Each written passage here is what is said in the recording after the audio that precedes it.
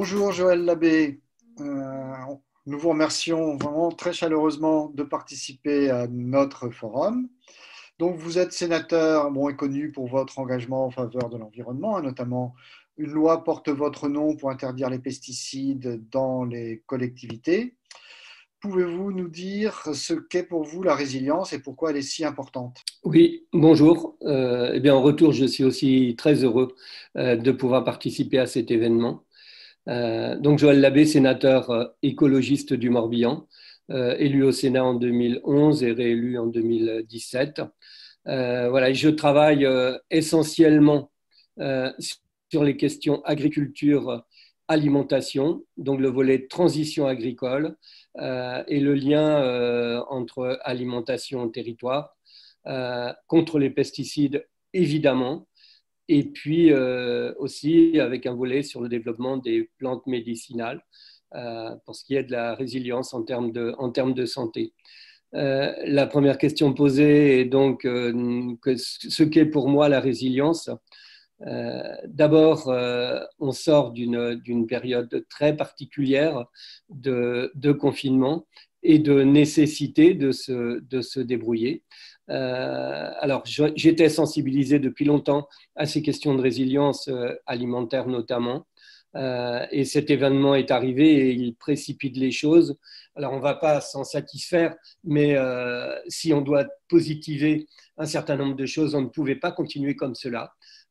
Donc, l'événement Covid est arrivé et nous force à nous remettre en question. Alors, la résilience alimentaire, c'est on était ces dernières décennies, on va dire, ça a commencé il y a une cinquantaine d'années, un demi-siècle, et je parle du monde occidental et des gens bien placés du côté du monde occidental. Mais ça reste quand même une majorité où on était en abondance et parfois surabondance de biens alimentaires. Et on a, je pense, oublié la valeur de ce qu'est l'aliment. Et là, on se rend compte eh bien, qu'il est nécessaire de reconsidérer l'alimentation. Alors nous, on avait anticipé, puisqu'il y a plus d'un an maintenant, suite à un travail de Stéphane Linou qui est connu dans le milieu maintenant, son rapport sur résilience alimentaire et société civile. J'avais fait sa connaissance avec ma collègue Françoise Laborde, qui était sénatrice de Haute-Garonne, et on avait porté, elle avait porté, mais je l'avais soutenue, une résolution européenne sur résilience alimentaire et sécurité nationale, sécurité civile. En deux mots, si on vient à manquer d'alimentation, c'est-à-dire si les circuits sont coupés, que ce soit les circuits de camions d'approvisionnement ou même les circuits numériques également pour les commandes, eh bien on a très peu d'autonomie alimentaire sur les territoires, certes dans les villes, mais même dans les campagnes, tellement, alors que l'alimentation doit être produite dans les campagnes, mais tellement on est tributaire à la fois de l'industrie agroalimentaire et à la fois de la grande distribution. Donc l'objectif, c'était d'alerter et d'interpeller le gouvernement et l'Europe sur la nécessité de prendre en considération ces risques en termes d'aménagement et en termes de risques sur les territoires, à savoir si on manque d'alimentation, qu'est-ce qu'on fait, comment on fait pour survivre, sachant que partout dans le monde, lorsque l'alimentation vient à manquer, eh bien, ce sont des émeutes, donc la sécurité nationale est en cause. Donc, comment faire pour anticiper cela et mettre en place des plans pour faire en sorte que cela n'arrive pas. Alors la réponse sur laquelle on travaille depuis longtemps, parce que nous, certes minoritaires, mais on le sait depuis longtemps, notamment le milieu des écologistes, à savoir il s'agit de relocaliser l'alimentation, faire en sorte que l'essentiel de l'alimentation sur les territoires soit produite sur ce même territoire et qu'on en finisse avec l'alimentation mondialisée qui vient de je ne sais où, qui va voyager un peu partout et qui n'est plus qu'une affaire de marchandisation alors que l'aliment, c'est on ne peut plus noble et l'alimentation, c'est un droit humain fondamental. Donc voilà pour la résilience.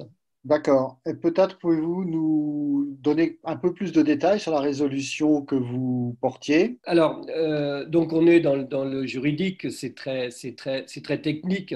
En fait, schématiquement, c'est ce que je disais tout à l'heure.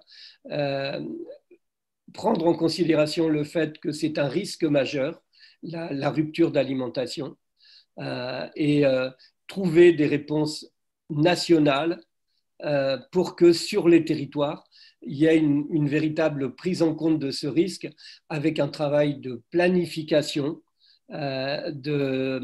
d'anticipation sur ce type de phénomènes qui peuvent arriver, de telle sorte qu'il n'y ait pas de rupture et que les populations puissent continuer de s'alimenter ou d'être alimentées.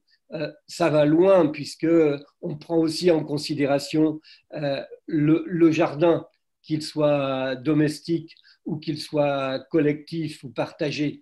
En fait, faire en sorte que la terre, notre terre, et partout dans le monde, soit une terre avant tout et essentiellement nourricière, parce qu'on va devoir limiter la production, parce que la manière productive actuelle est insensée.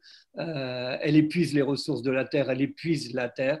Faire en sorte qu'on produise moins, mais de meilleure qualité, donc avec plus de terre. Donc la terre doit être préservée fondamentalement.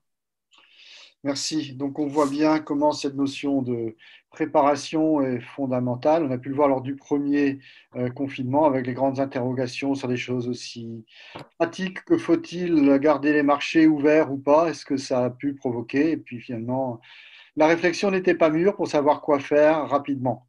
Vous me disiez en préparant cet entretien que aujourd'hui, si cette résolution devait de nouveau être discutée, elle serait probablement mieux accueillie par vos collègues sénateurs et peut-être plus largement. Donc, pouvez-vous nous dire comment vous comptez poursuivre? Alors oui, c'est la première fois où on parlait résilience alimentaire au Parlement. Et lors de cette première fois, on avait bien travaillé notre affaire et Stéphane Lino nous avait bien aidé par le travail de longue haleine sur plusieurs années qu'il avait mené. Et il était allé jusqu'à interroger les militaires qui sont les spécialistes de la sécurité par excellence.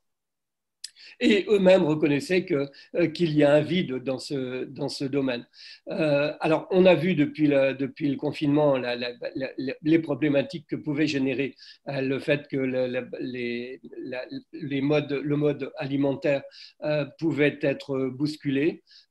Et si maintenant on reposait ce type de résolution, je suis convaincu qu'on trouverait une majorité parce qu'en plus, dès la première, on n'était pas loin de la majorité, tellement il y a une véritable logique implacable derrière cela.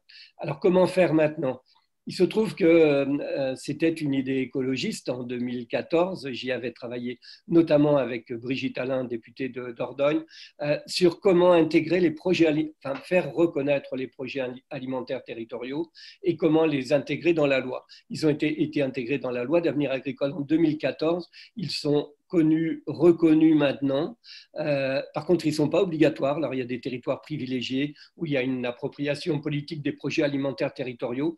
Et en gros, le projet alimentaire territorial, c'est prendre en considération un territoire sur lequel il y a de l'urbain et il y a de la campagne, il y a de la terre agricole.